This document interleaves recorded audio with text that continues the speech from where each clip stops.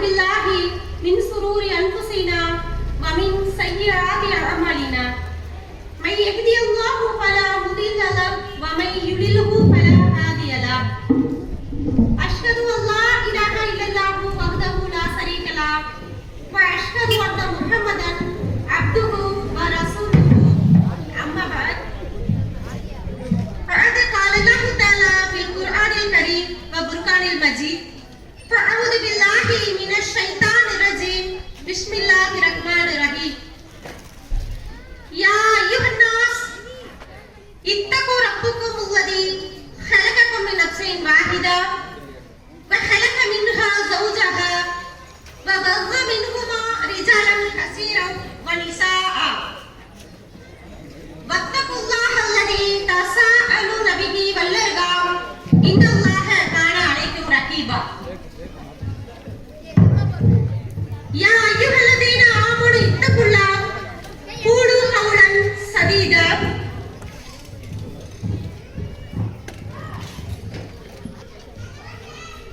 الحمد لله رب العالمين والعاقبة للمتقين والصلاة والسلام على نبينا محمد وآله وأصحابه أجمعين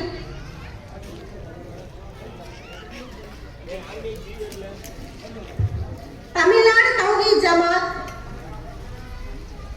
கோவை வடக்கு மாவட்டத்தின் சார்பாக அண்ணல் நபியே அழகிய முன்மாதிரி 10 மாதத்தின் செயல் திட்டமாக ஜூலை மாதத்தின் செயல் திட்டம் பெண் உரிமை போற்றும் நபிகளார் அண்ணல் நபியே அழகிய முன்மாதிரி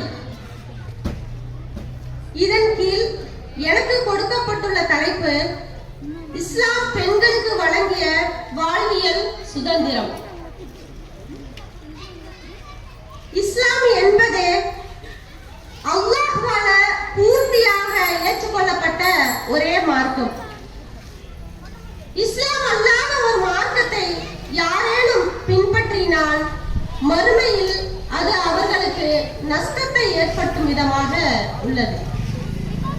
இன்னும் அல்லாஹ் தன்னுடைய திருமறை குர்ஆனில் கூறுகிறான், தீனுல் கையிமா, இந்த மார்க்கம் என்பது நிலையானதாக உள்ளது. அப்ப இந்த மார்க்கத்துல நமக்கு எதையெல்லாம் வலியுறுத்தப்பட்டுள்ளது என்று பார்த்தோமேயானால் சட்டங்கள், ஷரியத் சட்டங்கள் அனைத்துமே நமக்கு பெண்களுக்கும் ஆண்களுக்கும் சமமாக இறைவன் அருளியுள்ளார். அப்ப இந்த சட்டத்தை நம்ம பார்க்கும்போது பெண்களுக்கு இஸ்லாம் எந்த அளவுக்கு ஒரு வாழ்வியல் சுதந்திரத்தை கொடுத்திருக்குது அப்படின்னு நம்ம பார்த்தோமே, ஆனால் வேற எந்த ஒரு மார்க்கத்திலும் நமக்கு தராத ஒரு சட்டத்தை இஸ்லாம் அழகிய முறையில் பெண்களுக்கு கொடுக்கப்பட்டிருக்கு. இதை நாம உணர்வு பூர்வமாக அனுபவித்துக் கொண்டிருக்கின்றோம். ஆனால் அதனுடைய அருமைகளை நமக்கு தெரிவதில்லை. உதாரணத்துக்கு நமக்கு பார்த்துட்டோம் அப்படின்னா, அல்லாஹ்வின் தூதர் நபி ஸல்லல்லாஹு அலைஹி வஸல்லம் அவங்களுடைய மனைவி கதீஜா ரலியல்லாஹு அன்ஹா அவங்களை பத்தி நாம இப்போ தெரிஞ்சுக்குவோம். நிறைய பெண்களுக்கு அவர்களை பத்தி நிறைய ஹதீஸ்கள் தெரியும். இன்ஷா அல்லாஹ் நம்ம இந்த இதன் மூலமாக சில விஷயங்களை நாம தெரிஞ்சுக்குவோம். அவங்க எப்படிப்பட்டவங்க அப்படின்னா, ஒரு செல்வ சீமாட்டியாக இருக்கக்கூடிய பெண்மணி. அரபு உலகத்திலேயே செல்வத்துல திளைச்சி இருக்கக்கூடிய ஒரு பெண்மணியாக இருக்கிறாங்க. அவர்களுடைய தோற்றத்தை நம்ம ஹதீஸ்ல ஆய்வு செஞ்சு பார்க்கும்போது, ஏற்கனவே அவர்கள் திருமணம் ஆகி 2 கணவர்களை இழந்தும் இளமையாகவே இருக்கக்கூடிய ஒரு பெண்மணியாக அங்க இருக்காங்க. அவங்களுடைய தோற்றம் அப்படி இருக்கு. இப்ப இவங்களுடைய வாலிபத்துல மிகப்பெரிய அளவு வல்லுநராக இருக்காங்க கதீஜா அம்மா. அவங்க அல்லாஹ்வின் தூதர் நபி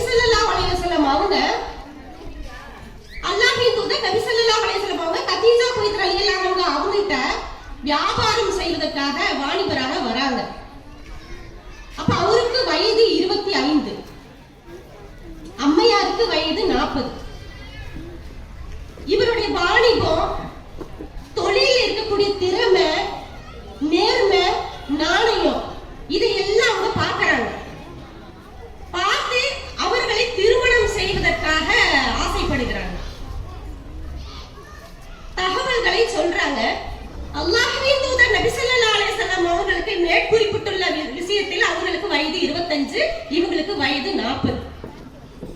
அப்ப அவர் ஒரு வாலிபராக இருக்காங்க.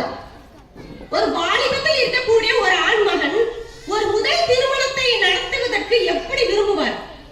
பெண்களாகிய நாமளும் இளைஞர்களும் சிந்திக்கக்கூடிய ஒரு கடமையில இப்ப நம்ம இருக்கோம். எனக்கு வரக்கூடிய மனைவி மிக அழகான தோற்றத்தில் இருக்க வேண்டும், செல்வந்தராக இருக்கணும், ஒண்ணுமே இல்லையா கல்வி அறிவாவது அந்த பெண்ணுக்கு இருக்கணும், பொருளாதாரமும் இருக்கணும்னு நினைக்கக்கூடியவங்களாக இருப்பாங்க. ஆனா அல்லாஹ்வின் தூதர் நபி ஸல்லல்லாஹு அலைஹி வஸல்லம் அந்த காலகட்டத்திலேயே அவர்கள் என்ன ஒரு காரியத்தை செய்தார்கள் என்றால், பெண்களுக்கு உரிமையை வழங்கக்கூடியவராக இருந்தாங்க, சுதந்திரத்தை கொடுக்கக்கூடியவங்களாக இருந்தாங்க. 2 திருமணமாயும் அந்த பெண்மணி விதவை பெண்மணியாக இருக்காங்க. அவர்களை திருமணம் செய்வதற்கு ஆசைப்படுகிறார். அப்ப எந்த அளவுக்கு அவர் உரிமை பெண்களுக்கு கொடுத்திருக்கிறாங்க அப்படிங்கறத இந்த இடத்துல இந்த ஹதீஸின் மூலமாக நம்ம தெளிவாக விளங்கிக்கணும். இப்ப இந்த காலகட்டத்துல எடுத்துக்கோங்க, இவ்வளவு விஞ்ஞான வசதிகள் வளர்ந்திருக்குது, நாகரிகத்தின் உச்சத்துல இருக்கும். யாராவது ஒரு இளைஞரை கூப்பிட்டு உனக்கு முதல் திருமணம் செய்ய வைக்க தந்தையாகிய தாயாகிய நாங்க ஆசைப்படுறோம், ஒரு விதவை பெண்மணியை உனக்கு நான் திருமணம் முடித்து வைக்கொள்ளலாம் இருக்கோம். ஏன்னா அல்லாஹ்வுடைய தூதர் அப்படிதான் சொல்லியிருக்காங்க. நாம பண்ணலாமா கேட்டோம்னா அவங்க என்ன செய்வாங்க? அதுக்கு எதிர்ப்பு தெரிவிக்கக்கூடியவங்களாக தான் இருப்பாங்க. 1460 வருஷத்துக்கு முன்னாடி அல்லாஹ்வின் தூதர் நபி ஸல்லல்லாஹு அலைஹி வஸல்லம் அவர்கள் பெண்களுக்கு உரிமையை அழகான முறையில் கொடுத்திருக்கிறார். தன்னுடைய மனைவியாக கதீஜா அம்மையாரை விதவையாக இருக்கும் சூழலில் திருமணம் முடிக்கிறார். நமக்கு இந்த ஹதீஸில் இருந்து அதிகமான பாடங்கள் நமக்கு கிடைக்கும். வாழ்வியல் சுதந்திரத்தை 1400 வருஷத்துக்கு முன்னாடியே நமக்கு இஸ்லாம் சொல்லப்பட்டிருக்குது. திருமறை குர்ஆன்ல அல்லாஹ் நமக்கு கொடுத்திருக்கிறார். அடுத்ததாக பார்க்கும்போது இப்ப சமீபத்துல நமக்கு எல்லாமே தெரியும், எலெக்ஷன் முடிஞ்சிருச்சு. எலெக்ஷன் முடிஞ்ச உடனே ரிசல்ட் நமக்கு வந்துருச்சு. ஒரு 10-15 நாள் ஆயிடுச்சு. ரிசல்ட் வந்தும் அடுத்த ஆட்சி வரப்போகுது அப்படிங்கிற ஒரு நிகழ்வு நடைபெறுது. இப்ப பெண்கள் எல்லாம் நமக்குள்ள ஒரு கருத்து என்ன வருது அப்படின்னா, 20 நாள் ஆயிடுச்சு, இந்த மாசம் நமக்கு கிடைக்கக்கூடிய உரிமை தொகை இன்னும் வந்து சேரவே இல்லையே, எப்ப வரும்? சகோதரியே உனக்கு மெசேஜ் வந்துதா? எனக்கு இன்னும் வரவே இல்லையே. என்ன காரணம்? பெண்களுடைய உரிமை, எங்களுக்கு அரசாங்கம் கொடுக்கக்கூடிய உரிமை. இன்னும் 2 பெண் குழந்தைகள் பிறந்தால் அந்த பெண் குழந்தைகளுக்கு ஒரு தொகையை அரசாங்கத்தால் ஒதுக்கி வைக்கப்படும் அப்படிங்கிற செய்தி கேட்ட உடனே அதுக்கான எத்தனை பெண் குழந்தைகளை வைத்துக் கொண்டிருக்கவங்க நாம் எல்லாமே முயற்சி செய்து கொண்டிருப்போம். நமக்கு அரசாங்கம் கொடுக்கக்கூடிய உரிமை, அது நமக்கு கிடைக்கக்கூடிய ஒரு சுதந்திரம் இல்லையா? அதுக்கு அடுத்ததாக பார்க்கும்போது இன்னும் நிறைய சட்டங்கள் நமக்கு தெரியக்கூடியதாக இருக்கு. தப்பில்லை, இந்த உரிமை தொகையை நம்ம ஆசைப்படுவதற்கு தப்பில்லை. ஆனா அல்லாஹ்வின் தூதர் நபி ஸல்லல்லாஹு அலைஹி வஸல்லம் அவங்க காலத்துல இந்த ஹதீஸ் முஸ்னத் அஹ்மதுல பதிவு செய்யப்பட்டிருக்கு. என்னது? யார் 2 அல்லது 3 பெண் குழந்தைகளை ஒழுக்கத்துடனும் கண்ணியத்துடனும் வளர்க்கிறார்களோ அவங்களுக்கு நான் சொர்க்கத்துக்கு பொறுப்பேற்றுக் கொள்கிறேன். அல்லாஹ்வின் தூதர் நபி ஸல்லல்லாஹு அலைஹி வஸல்லம் அவங்க சொல்றாங்க. இன்னும் அதே ஹதீஸ்ல அடுத்த வரியில சொல்லப்படுது, 2-3 பெண் குழந்தைகள் அல்லது 3 சகோதரிகளை யார் ஒழுக்கத்துடன் வளர்த்து மார்க்கப்பற்றோடு இந்த சமுதாயத்தில் வளர்க்கிறார்களோ அவர்களுக்கு சொர்க்கத்தில் நான் பொறுப்பேற்றுக் கொள்கிறேன். இப்படி இருப்பா நாங்க சொர்க்கத்துலன்னு சொல்றாங்க ரசூலுல்லாஹி ஸல்லல்லாஹு அலைஹி வஸல்லம். அவங்க சொர்க்கத்தை தான் அவங்க எதிர்பார்க்கக்கூடியவங்களாக இருந்தாங்க. சுதந்திரத்தை முதல்ல எங்க எதிர்பார்த்தாங்க? சொர்க்கத்துல எதிர்பார்க்கக்கூடியவங்களாக இருந்தாங்க. நம்ம எல்லாம் ஒரு நிமிஷம் சிந்திக்க இந்த இடத்துல கடமைப்பட்டிருக்கோம். இன்னும் சில நூற்றாண்டுகளுக்கு முன்னாடி பெண்களை வந்து அடிமைப்படுத்தக்கூடியவங்களாக இருந்தாங்க. அதற்கு முன்பே திருமறை குர்ஆனிலும் ஹதீஸ்லயும் இன்னும் சொல்லப்பட்டிருக்குது, அரபு குலத்தில் இருக்கக்கூடிய அந்த மக்கள் எப்படிப்பட்ட மக்களாக இருந்தாங்க அப்படின்னு பார்த்தோமே. ஆனால் ஜாஹிலியா காலகட்டத்துல அந்த மக்கள் எல்லாமே இருந்தாங்க. பெண் குழந்தைகள் பிறந்தாலே அந்த குழந்தைகளை உயிரோடு குடிய நோடி புதைக்கக்கூடியவங்களாக இருந்தாங்க. பெண்களை ஒரு மனிதர் அப்படிங்கிற மாதிரி ஒரு அடிப்படையில வைக்கவே இல்லை. ஒரு அஜமைகள், கால்நடைகள், ஆடு மாடுகளும் ரோட்ல போயிட்டு இருக்கு இல்லையா, அந்த மாதிரி அந்த பெண் மக்களை கருதினார்கள். இன்னும் விபச்சாரத்துல மூழ்கி திளைக்கக்கூடியவங்களாக இருந்தாங்க. மதுபானத்தை குடம் குடமாக குடிக்கக்கூடியவங்களாக இருந்தாங்க. இப்படிப்பட்ட இந்த சமுதாயத்துலதான் அல்லாஹ்வின் தூதர் நபி ஸல்லல்லாஹு அலைஹி வஸல்லம் அவங்க சுதந்திரமாக இந்த திருமணத்தை செய்யறாங்க. எப்படிப்பட்ட ஒரு அழகான ஒரு விஷயத்தை செஞ்சிருக்காங்கன்னு இந்த இடத்துல நாம பார்க்கணும். இன்னும் பாத்தீங்கன்னா பெண் அப்படின்னாலே ஒரு போதை பொருளாக பார்க்கக்கூடிய இந்த சமுதாயத்திலும் அரபு குலத்திலையும் பெண்களுக்கு அல்லாஹ் தன்னுடைய திருமறை குர்ஆன்ல முபஸ்ஸிரா நற்செய்தின்னு சொல்றார். அந்த நற்செய்தி எப்படிப்பட்டது? இந்த உலக மக்கள் அனைவருக்கும் பொருந்தக்கூடியதாக இருக்கு. இப்ப இந்த சமுதாயத்துல இந்த காலகட்டத்துல கூட ஒரு 2 பெண் குழந்தை பிறந்து 3வது ஒரு பெண் குழந்தை பிறந்துருச்சுன்னா நம்ம முகம் சுளிக்கக்கூடியவங்களாக இருக்காங்க. இதே போல அந்த காலத்துல அரபியர்கள் செஞ்சாங்க இந்த காரியத்தை. பெண் குழந்தை பிறந்துருச்சு அப்படின்னு அவங்க சிந்திச்சாலே, அந்த கேள்வி பட்டாலே அவங்க முகமெல்லாம் கருத்து இருண்டு போயிடுது. அந்த இருண்டு போகிறது மட்டும் இல்லாம கூடுதலாக ஒரு செய்தியை செய்வாங்க. என்ன அப்படி பார்க்கும்போது அவங்க எல்லாமே ஒரு பாதை வழியாக போவாங்க. ஒரு பாதையில போகக்கூடியவங்க பெண் குழந்தை பிறந்துச்சுங்கிற செய்தியை கேட்ட உடனே அந்த பாதையை விட்டு வேறு பாதையாக போகக்கூடியவங்களாக இருப்பாங்க அந்த மக்கள். என்ன காரணம் அப்படின்னா அங்க இருக்கக்கூடிய மக்கள் கேலி செய்வாங்க. உனக்கு பெண் குழந்தை பிறந்துச்சுப்பா, அவமானம் பிறந்துருச்சு அப்படின்னு சொல்லி கேலி செய்வாங்கங்கிற காரணத்தினால அந்த இடத்தை விட்டு வேறு பாதையை நோக்கி போகக்கூடியவங்களாக இருக்காங்க. அல்லாஹ் தன்னுடைய திருமறையில சொல்றான், லில்லாஹி மாஃபிஸ் ஸமாவாத் வ மா ஃபில் அர்த். வானங்களையும் பூமியையும் படைத்த அல்லாஹ் ரப்புல் ஆலமீன் லியுக்லுக் படைக்கிறான். படைச்சவன் யஹு லிமை யஷா, தான் நாடியோரை படைக்கிறான். எப்படி?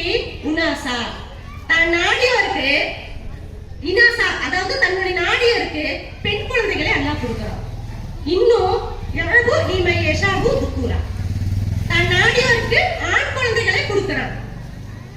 அடுத்ததாக ஜவ்வஜிஹி துக்குரா, எல்லாத்தையும் இணைச்சு கொடுக்கிறேன் அப்படின்னு அல்லாஹ் சொல்றான். இப்ப பெண் குழந்தைங்கிறது ஆண் குழந்தையாக இருந்தாலும் யாரிடமிருந்து இந்த செய்தி வருது? நாமெல்லாம் நினைச்சிட்டு இருக்கிறோம், நான் பிள்ளை பெத்துட்டப்பா, எனக்கு குழந்தை கிடைச்சிருச்சு, அந்த குழந்தைக்கு முழு உரிமை நான் தான், என்னாலதான் பிறந்துச்சு இந்த குழந்தை, நாம நினைச்சிட்டு இருக்கிறோம். கிடையாது.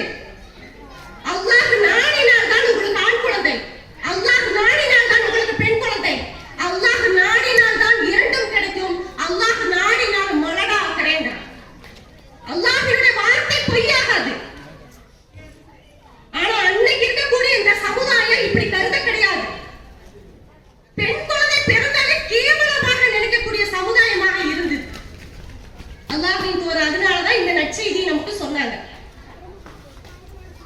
இன்னும் பருவம் அடைஞ்சதுக்கு அப்புறம் பருவம் அடைந்த 2 பெண் குழந்தைகளை யார் ஒரு பொறுப்புடன் வளர்த்து அது இந்த சமுதாயத்தில் ஒழுக்கம் உள்ளவர்களாக ஆக்குறாங்களோ அவங்களுக்கும் நான் சொர்க்கத்தில் பொறுப்பேற்றுக் கொள்கிறேன். இந்த ஹதீஸ் 2 விதமாக பதிவு செய்யப்படுது. பருவம் அடைந்தாலும் அதேதான், குழந்தையாக இருந்தாலும் அதேதான். அடுத்ததாக விதவை. இந்த விதவை திருமணத்தை இந்த சமுதாயம் ஏத்துக்கவே கிடையாது. சில ஆண்டுகளுக்கு, சில தலைமுறைக்கு பின்னாடி பெண்களை எப்படி விதவை அப்படின்னா எப்படி கொண்டு போறாங்க அப்படின்னா, அந்த பெண்கள் திருமணம் முடிச்சு கணவர் இருந்து விட்டால் அந்த பெண்ணை உடன்கட்டை ஏற சொல்வார்கள். உடன்கட்டை என்னன்னா இன்னைக்கு இருக்கக்கூடிய தலைமுறைக்கு தெரியாது. நெருப்பு எரிஞ்சிட்டு இருக்கும், அந்த நெருப்புல தூக்கி உயிரோடு இருக்கக்கூடிய மனைவியை தூக்கி கணவன் எரிஞ்சிட்டு இருக்கிற நெருப்புல தூக்கி போட்டுருவாங்க. இப்படிதான் இருந்தது. விதவை திருமணம் கூடாது, விதவைக்கு மறுமணம் கூடாது அப்படின்னு சொல்லப்பட்டுச்சு.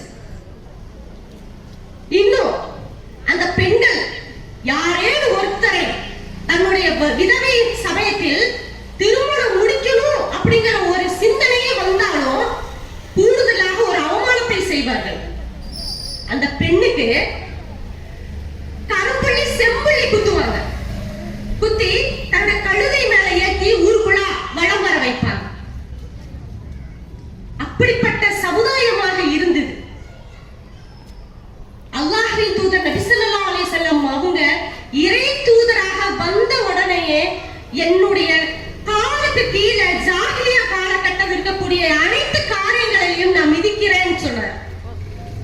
ஹஜ்ஜத்துல் விதா இந்த பேருரையில பெண்கள் மீது நீங்க கவனமாக இருங்க, ஆண்களே பெண்கள் விஷயத்தில் கவனமாக இருங்க, பெண்கள் விஷயத்தில் நீங்க கவனமாக இருங்க, பெண்கள் உங்களுக்கு அமானிதமாக ஒப்படைக்கப்பட்ட ஒரு உயிர், அதை நீங்க புனிதமாக பார்த்துக்கங்க. இறை தூதர் நமக்கு சொல்லியிருக்காங்க. எப்படிப்பட்ட ஒரு இறை தூதர் நமக்கு கிடைத்திருக்கின்றார், இந்த இடத்துல நம்ம சிந்திக்க கடமைப்பட்டிருக்கிறோம். பெண்களுக்கு இஸ்லாம் அந்த அளவு உரிமையை கொடுக்குது. கதீஜா அம்மா திருமணம். அடுத்ததாக இன்னும் சஹாபிய பெண்மணிகளை அதிகமாக நம்ம கூறலாம். இந்த சபையில நம்ம குறுகிய சஹாபிய பெண்மணிகளை பற்றி சொல்றதுக்கு நமக்கு டைம் இருக்கு. இன்னும் பாத்தீங்கன்னா போர்ல, கைபர் போர்ல சஹாபிய பெண்மணி, அதாவது யூத குலத்தில் இருக்கக்கூடிய ஒரு பெண்மணி, யாரு? சஃபியா. இவங்க கிடைக்கிறாங்க. எப்படி? கைபர் போர்ல இஸ்லாமியர்களுக்கு வெற்றி கிடைச்சிருச்சு. கிடைச்ச உடனே அந்த சமுதாயத்தில் இருக்கக்கூடியவர்கள் எல்லாமே மண்டியிடணும். யாருகிட்ட? இஸ்லாமியர்கள்ட்ட மண்டிட்டு வந்த உடனே சஃபியா அவங்களும் வராங்க. சில பேர்த்தை விடுதலை செய்து சொந்த நாட்டுக்கு அனுப்பிச்சிடுறாங்க. சில பேர்த்தை என்ன செய்யறாங்க? தந்த நாட்டுக்கு கூட்டிட்டு வராங்க. அதுல சஃபியா அவங்களும் பெண்மணி வராங்க. அல்லாஹ்வின் தூதர் நபி ஸல்லல்லாஹு அலைஹி வஸல்லம் அந்த பெண்மணியிடம் கேட்கிறாங்க, உங்களுக்கு சுதந்திரம் கொடுத்தாச்சு, அடிமைத்தனத்திலிருந்து நாங்க விடுதலை செஞ்சுட்டோம், உங்க சொந்த நாட்டுக்கு நீங்க போறீங்களா அல்லது இஸ்லாத்தை நீங்க ஏத்துக்கிறீங்களா கேக்குறாங்க. கேட்ட மாத்திரத்திலேயே சஃபியா அம்மா சொன்னாங்க, நான் இஸ்லாத்தை ஏத்துக்கிறேன் யார் சொல்லலாம் சொல்றாங்க. சொன்ன உடனே அவங்கள அல்லாஹ்வின் தூதர் நபி ஸல்லல்லாஹு அலைஹி வஸல்லம் அவங்க திருமணம் முடிக்கிறாங்க. எவ்வளவு ஒரு சுதந்திரம் பாத்தீங்களா? இன்னைக்கு நம்ம திருமணத்துக்கு எத்தனை டிமாண்ட் இருக்கிறோம். ஆடம்பரம் வேணும், அந்தஸ்து வேணும், சொத்து தொகை வேணும், குடும்ப பாரம்பரியம் வேணும், இத்தனையும் செய்யக்கூடியவங்களா இருக்கும். ஒரு அடிமையை திருமணம் பண்றாங்க அல்லாஹ்வின் தூதர் நபி ஸல்லல்லாஹு அலைஹி வஸல்லம் அவங்க.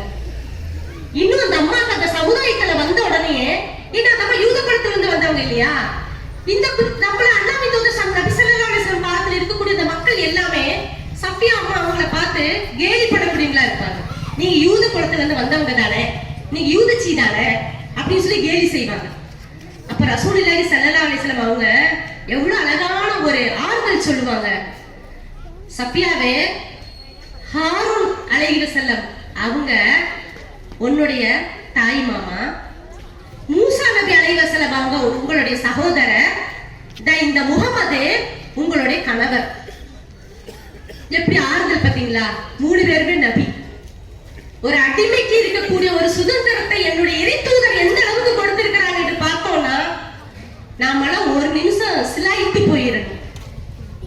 இஸ்லாம் அந்த அளவுக்கு வாழ்வியல் சுதந்திரத்தை நமக்கு கொடுத்திருக்கு.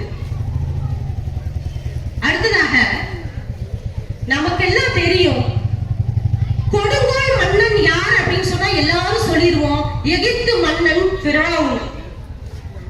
இந்த ஃபிரௌனுடைய மனைவி ஆசியா அம்மையார். அவர்களுக்கு இல்லாத பொருளாதாரமே கிடையாது. ஏன்னா தன்னுடைய கணவர், ஆனா ரப்புக்கும் உள்ள ஆளா, நான் தான் இறைவன், எனக்கு நிகர் வேற எந்த கடவுளும் கிடையாது, நீ என்னை தான் வணங்கணும், இந்த சமுதாயமே என்னை தான் வணங்கணும் அப்படின்னு சொல்லி தெரிஞ்ச ஒரு மன்னன். அவங்கிட்ட இல்லாத மாளிகைகள் கிடையாது, தோட்டங்கள் கிடையாது, அவங்கிட்ட இல்லாத கோபுரங்கள், இன்னும் ஆடை ஆபரணங்கள், இருக்கக்கூடிய அத்தனை சொத்து சோகம் அனைத்துமே இருக்கு. இன்னும் நம்ம எண்ணிலே சொல்லிட்டு போனோம், அந்த அளவுக்கு இருக்குது. ஏன்னா அவங்க எகிப்தினுடைய மன்னன். இவங்க என்ன செஞ்சாங்க? தன்னுடைய கணவரை கடவுளாக ஏற்றுக்கொள்ளவே இல்லை. மூசாவை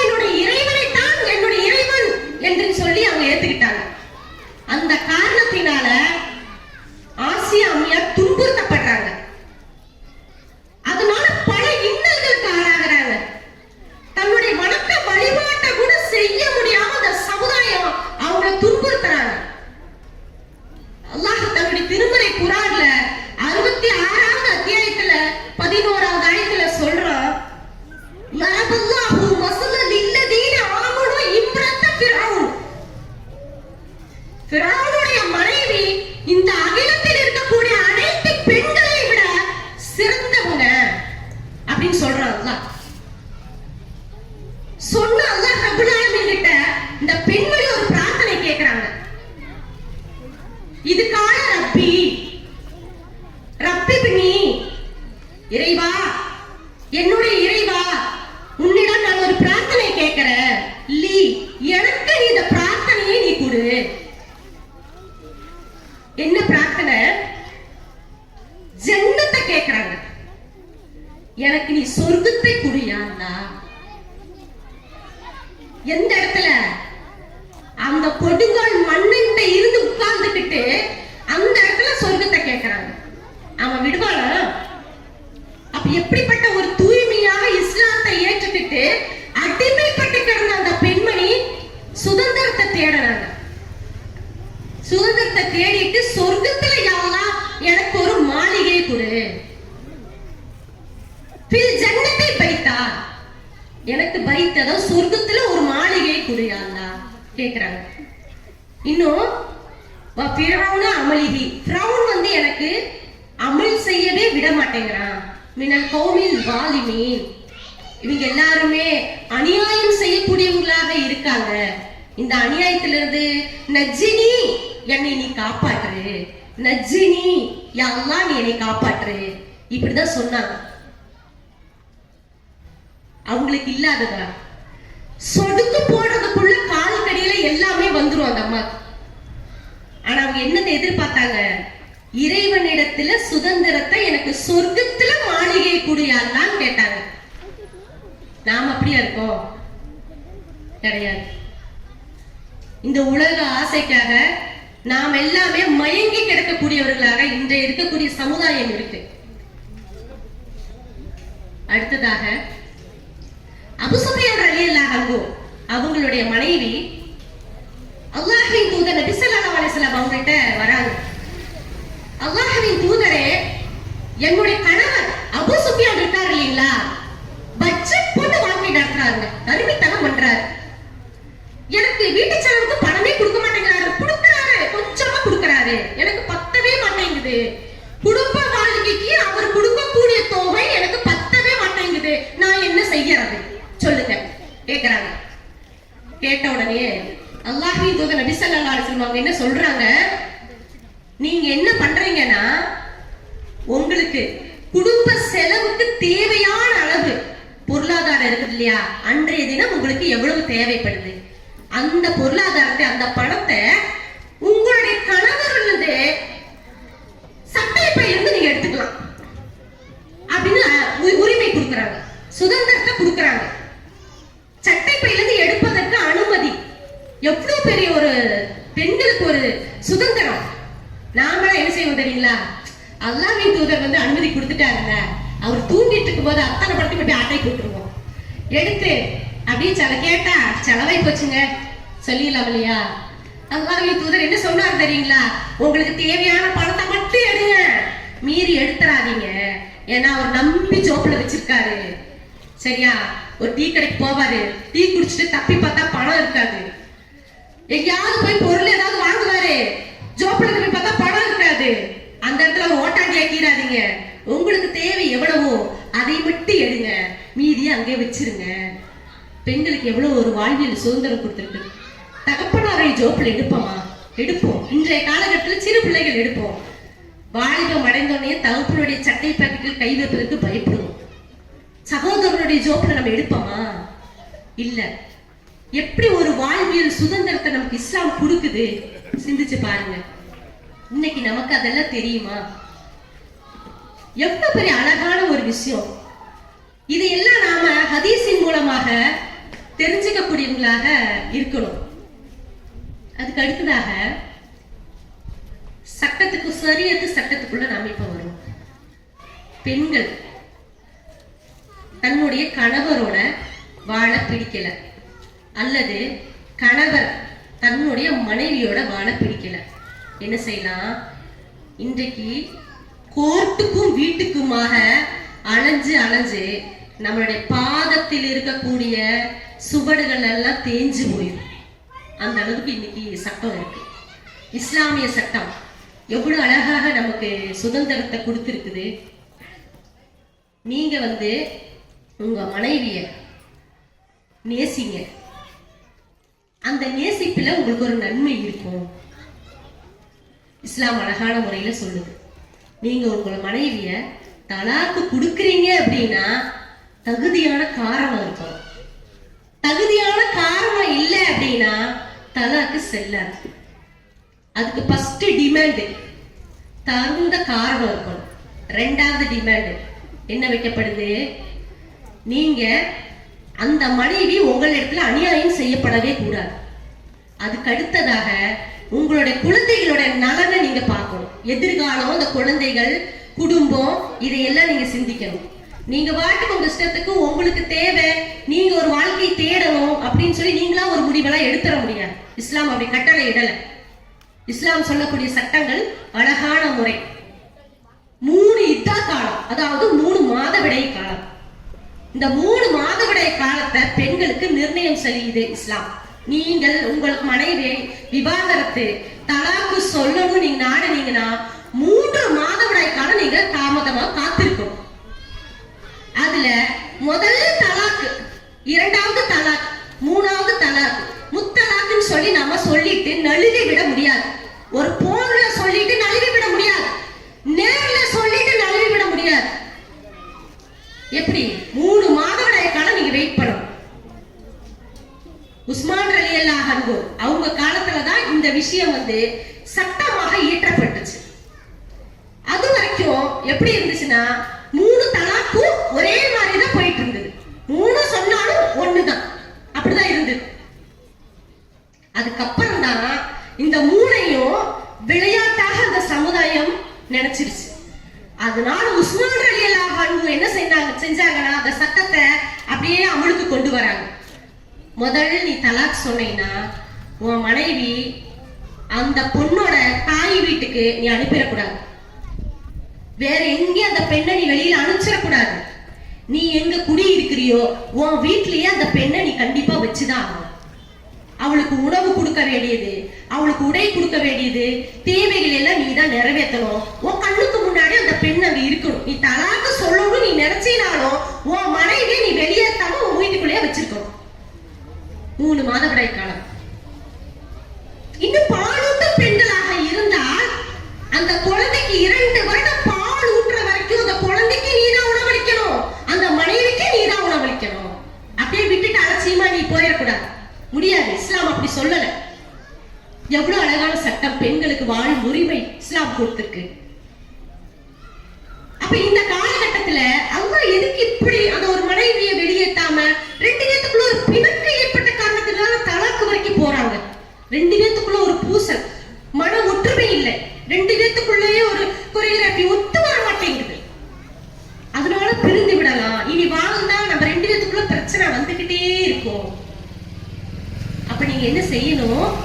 முதல்ல செய்ய வேண்டியது 2 குடும்பத்தாரும் சேர்ந்து அந்த 2 பேத்துக்குமே உபதேசம் செய்யுங்க.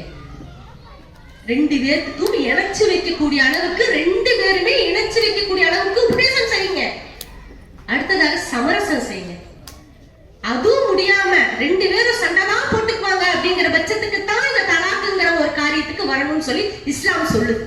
நினைச்ச உடனே இன்னைக்கு குடும்பத்துல பெண்கள் கோபம் வந்த உடனே உங்ககிட்ட கூட வாழ்ந்ததுக்கு பேசாம தலாக்கு கொடுத்துட்டு போயிடலாயா, ஏயா இப்படி எல்லாம் பண்ற, இன்னைக்கு அப்படிதான் வாயில வந்துட்டு இருக்குது பெண்களுக்கு. அல்லாஹ் சட்டமாக இயற்றப்பட்ட காரியங்களிலேயே வெறுக்கத்தக்க செயல் தலாக்கு தான் சொல்றாங்க. அல்லாஹ் சட்டம் போட்டிருக்கான், ஆனா அதை நான் வெறுக்கிறேங்கிறாங்க. ஏன்னா குடும்ப ஒற்றுமையை அந்த அளவுக்கு அல்லாஹ் ரப்பல் ஆலமீன் வலியுறுத்தி சொல்லி இருக்கிறான். அப்ப இந்த முதல் தலாக்கு சொன்ன உடனே அந்த பெண் கூடவே தான் இருக்கணும். இப்ப அந்த பெண் என்ன செய்யலாம்? அவங்களுக்குள்ள ஒரு இணக்கத்தை எல்லாம் ஏற்படுத்துவதற்காக தான் ஒற்றுமையா இருக்க சொல்றோம். அந்த பொண்ணு என்ன செய்வா? ஒரு வீட்டு வேலை செய்வாளா? இன்னும் அதிகமான பணிகள், சுமைகள் எல்லாமே இருக்கும், குடும்ப வேலைகள்லாம் இருக்கும். இவர் அப்படியே பாப்பாரு, என்னடா இது, நம்ம தலாக் சொல்லலான்ட்டு இருக்கிறோம், இவ வேற இப்படி மாங்கு வேலையெல்லாம் செய்யறா, பாவமா வேற இருக்கே, நமக்கு வேற சமைச்சு போடுறாளே, நம்ம பிள்ளைகளை வேற பாத்துக்கிறாளே, ஸ்கூல் போற பிள்ளைகளை வேற எல்லாம் கவனிக்கிறாளே, நம்ம அம்மா அப்பா வேற கவனிக்கிறாளே, நம்மளை விட்டுட்டா நீ வேற, இவளை விட்டுட்டாங்க நீ வேற கதி கிடையாது, பேசாம இவளையே நம்ம ஏத்துக்குவோம் அப்படின்னு சொல்லி ஒரு ஏத்துக்கிறதுக்கு ஒரு வாய்ப்பு இருக்கு. அதனால அந்த தலாக்கு கொடுத்தாலும் அந்த பெண்மணிய தன்னோட வச்சுப்பதற்கு இஸ்லாம் சொல்லுது அனுமதி. இரண்டாவது சேர்ந்துக்கலாம், கணவர் மனைவியும் சேர்ந்துக்கலாம், வாழ்ந்துக்கலாம். அடுத்ததாக அப்பவும் பிணக்கு ஏற்படுது, அப்பவும் பிரச்சனை வருது. இரண்டாவது தலாக்கு, தலாக் சொல்லும் போது இரண்டாவது இதே பிரச்சனை வருது. சரி, ஓகே, அப்பவும் அல்லாஹ் ரப்பல் ஆலமீன் சொல்றான், நீங்க சேர்ந்து வாழ்வதுதான் சிறந்தது, இரண்டு பேர்த்தையும் இணைத்து வச்சிருங்க, அவங்க குடும்ப வாழ்க்கை சிறந்ததாக இருக்கும், இணைச்சு வாழ்ந்துக்கலாம். மூன்றாவது தலாக்கு சொல்லும் போது மட்டும்தான் என்ன சரியா சட்டம் தெரியுங்களா? தன்னுடைய கணவர் அவரோட மூன்றாவது சேர்ந்தரவே முடியாது. ஏன்னா இஸ்லாம் வந்து அந்த பெண்களை கண்டிக்குது. நீங்க உங்களுடைய மூன்றாவது, ஃபர்ஸ்ட் ஒரு தலாக்கு சொல்லி, இரண்டாவது ஒரு தலாக்கு சொல்லி, மூன்றாவது தலாக்கு சொல்லிட்டு உங்க கணவரோட நீங்க எளிமையா சேர்ந்துட முடியாது. மூணாவது தலாக்கு சொன்னீங்கன்னா வேறு ஒருவரை திருமணம் முடித்து அவரோட வாழ்ந்ததுக்கு அப்புறம் தான் உங்களுடைய கணவர் உங்களுக்கு ஹலாலாக்கப்படும் சொல்றாங்க. தேவையா இது பெண்களுக்கு? எவ்வளவு அழகான வாழ்வியல் சுதந்திரம் இஸ்லாம் நமக்கு சொல்லி இருக்கு. இதை நாம பயன்படுத்தக்கூடியவங்களாக இருக்கணும். துஷ்பிரயோகம் என்னைக்கு நம்ம பண்ணிடவே கூடாது. அல்லாஹ் நமக்கு அவ்வளவு அருமையான சட்டங்களை இஸ்லாமிய மக்களுக்கும் இந்த உலக மக்களுக்கும் நமக்கு கொடுத்திருக்கிறார். ஏன்னா இந்த திருமறை குர்ஆன் என்பது இன் ஹுவ இல்லா திக்ருல் லில் ஆலமீன், இது உலகத்திற்கெல்லாம் ஒரு அருள் கொடைங்க. இந்த குர்ஆனை நான் உலகம் அழியிற வரைக்கும் நான் பாதுகாக்கிறேங்கிறார். யாரும் இதை ஒரு எழுத்த கூட மாற்ற முடியாது. இது இந்த திருமறை குர்ஆன்ல தான் அல்லாஹ் இத்தனை சட்டத்தை நமக்கு சொல்லி இருக்கிறார். வாழ்வியல் சுதந்திரம் இந்த அளவுக்கு நமக்கு கொடுக்கப்பட்டிருக்கு. சரி, அடுத்ததாக இப்ப ஷரியத் சட்டங்களை பார்த்தோம். அடிப்படை சட்டங்க ரொம்ப சாதாரண ஒரு விஷயம். என்ன, இந்த அளவுக்கு போகுமா, இந்த அளவுக்கு பெண்களுக்கு சுதந்திரம் இருக்குமா அப்படின்னு பார்த்தோம்னா, அல்லாஹ்வின் தூதர் நபி ஸல்லல்லாஹு அலைஹி வஸல்லம் அவங்கள்ட்ட ஒரு பெண்மணி வராங்க. ரசூலுல்லாஹி ஸல்லல்லாஹு அலைஹி வஸல்லம் அவங்கள்ட்ட, யா ரசூலுல்லாஹ், என்னுடைய மகளுக்கு நான் வந்து திருமணம் முடிச்சு வைக்கணும்னு சொல்லி விரும்புறேன். மாப்பிள்ளையும் பார்த்தாச்சு, திருமணமும் முடிவாயிடுச்சு. என்னுடைய மகள் அம்மை நோயால பாதிக்கப்பட்டு தலை முடியெல்லாம் உதிர்ந்து போச்சு, அங்கேயும் ஒங்குமா இருக்குது அந்த முடி. இப்ப இந்த நிலையில எந்த மணமகன் ஏத்துக்குவாரு? அப்ப நாங்க என்ன செய்யலாம்? யார் சொல்லலாம்? ஒட்டு முடி வைத்துக் கொள்ளலாமா கேக்குறாங்க. அப்ப ரசூலுல்லாஹி ஸல்லல்லாஹு அலைஹி வஸல்லம் அவங்க சொல்றாங்க, உள்ளது உள்ளபடி காட்டுங்க, ஒட்டு முடி வைத்து திருமணம் செய்வதற்கு அனுமதி இல்லை. உங்களுடைய உண்மையான தோற்றத்தை பார்த்து யாரு திருமணம் முடிக்கிறாங்களோ அவங்களுக்கும் உங்களுடைய பெண்ணை திருமணம் முடிச்சு வைங்க. இஸ்லாத்துல இதுக்கு அனுமதி கிடையாதுங்கிறாங்க. இன்னைக்கு திருமணம்னு சொன்னா முதல்ல செய்யக்கூடிய ஒரு வேலை ஜடை அலங்காரம், தலை அலங்காரமா தான் இருக்கு. இந்த விஷயத்துல கூட இஸ்லாம் நமக்கு வாழ்வியல் சுதந்திரத்தை கொடுத்திருக்குது. நாமெல்லாம் நினைக்கிறோம் திருமணத்துக்காக நம்ம அலங்காரம் செய்யணும், முடியை அழகுபடுத்தணும், முகத்தை அழகுபடுத்தணும், இதன் மூலியமாக தான் நாமெல்லாம் கவரப்படுவோம்னு நினைச்சிட்டு இருக்கிறீங்க. கிடையாது. இஸ்லாம் வந்து உள்ளத்தை தான் அழகுபடுத்த சொல்லி இருக்கு. இதைத்தான் அல்லாஹ்வின் தூதர் நபி ஸல்லல்லாஹு அலைஹி வஸல்லம் அழகாக சொல்லியிருக்காங்க. ஹேர் எக்ஸ்டென்ஷன் அப்படின்னு சொல்லக்கூடிய இந்த விஷயத்தை நீங்க செய்யவே கூடாது அப்படின்னு சொல்லி ரசூலுல்லாஹி ஸல்லல்லாஹு அலைஹி வஸல்லம் அவங்க நமக்கு வலியுறுத்தி சொல்லியிருக்காங்க. இஸ்லாம் சொல்லக்கூடிய இந்த வாழ் உரிமையை நாம என்ன செய்யணும்? பயன்படுத்திக்க கொள்ளக்கூடியவங்களாக இருக்கணும்.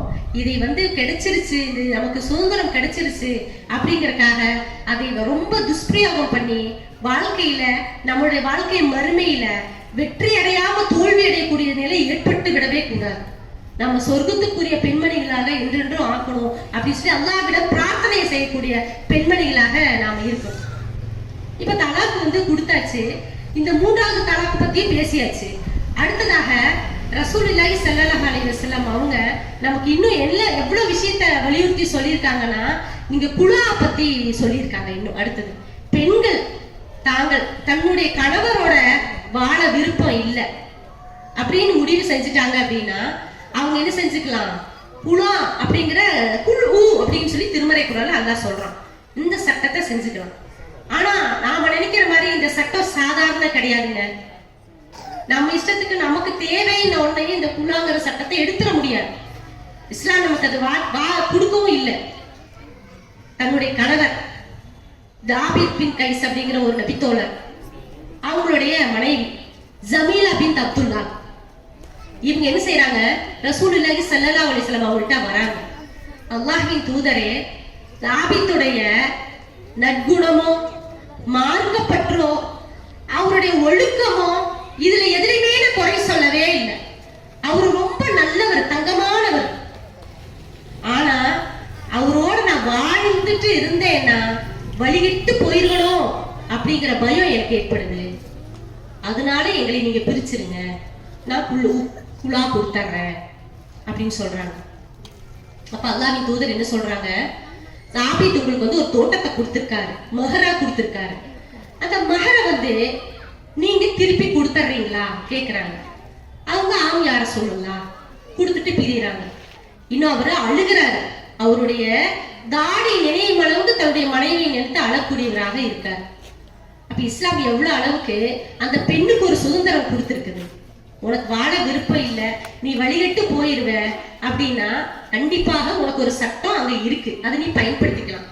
அந்த சட்டத்தை நீ என்ன செய்ய முடியாது, உன் இஷ்டத்துக்கு மார்க்கத்தில் இல்லாம வளைக்க கூடாது.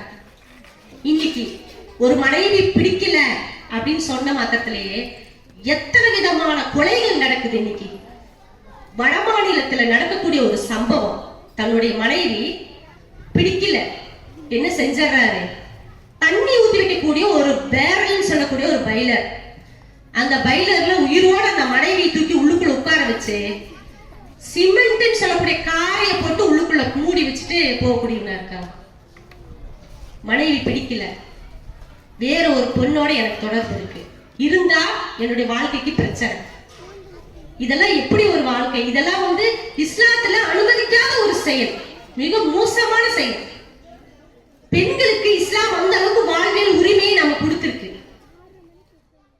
இன்னும் ஒரு பெண் ஒரு மனிதரை திருமணம் செய்யறாரு, ஒரு ஆணை திருமணம் பண்றாரு, பண்ணி முடிச்சுட்டு மகரும் அவர் கொடுத்துறாரு. திருமணம் நடந்த மகர் கொடுத்து தன்னுடைய கணவரோட குடும்ப வாழ்க்கையில் ஈடுபடாமல் இருந்த பெண், யா அல்லாஹ் என்னுடைய இறை தூதரே, நான் இந்த மனிதர் எனக்கு விருப்பம் இல்லை, தெரியாம திருமணம் செஞ்சுட்டேன், நான் இவரோட எனக்கு வாழ பிடிக்கல அப்படின்னு சொன்னோன்னே, அப்ப அந்த சட்டம் என்ன ஏற்றப்படுது, உங்களுக்கு கொடுக்கப்பட்ட அந்த மகரை பாதிய அப்படி அவருக்கு கொடுத்துட்டு நீங்க பாதி வச்சுக்கங்க. அந்த கணவரோட அந்த பெண் வாழவே இல்லை. ஒரு நிக்காஹ் அப்படிங்கிற ஒரு ஒப்பந்தத்தை தான் செய்யறாங்க, அதுக்கு அந்த பெண்ணுக்கு மகர் கொடுத்தாச்சு. இப்ப அந்த பெண் குடும்ப வாழ்க்கையில ஈடுபடல, என்னுடைய கணவரை விட்டு நான் பிரிஞ்சாங்க. இஸ்லாம் அந்த பெண்ணுக்கு எப்படி ஒரு ஜீவனாம்சத்தை கொடுக்குது பாத்தீங்களா? கொடுத்த மகர்ல பாதி. இன்னும் ஆண்களை பார்த்து அல்லாஹ் சொல்றான், நீங்க விட்டு கொடுத்து போயிட்டீங்கன்னா அது உங்களுக்கு சிறந்தது, அந்த அரவாசி கூட கேட்காதீங்க, அந்த பெண்ணுக்கே கொடுத்துருங்க, இது பெருந்தன்மை அல்லாஹ் சொல்றான். எவ்வளவு பெரிய அற்புதமான ஒரு சுதந்திரம் பாத்தீங்களா பெண்களுக்கு.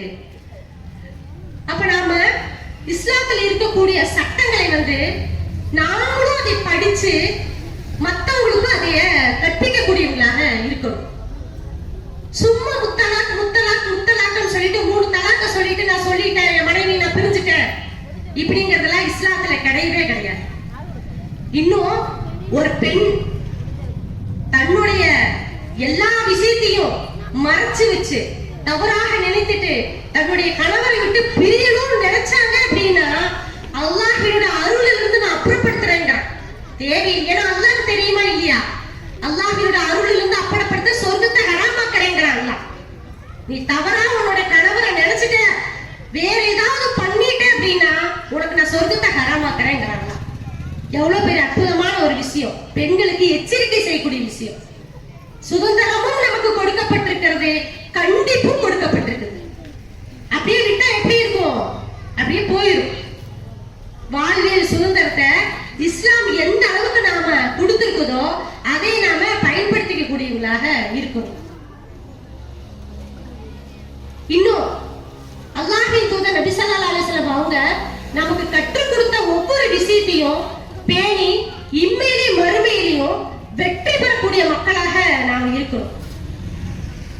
மஹர் அப்படிங்கிற ஒரு நிர்ணயம் அல்லாஹ்வால பெண்களுக்கு கொடுக்கப்பட்ட ஒரு அற்புதம்.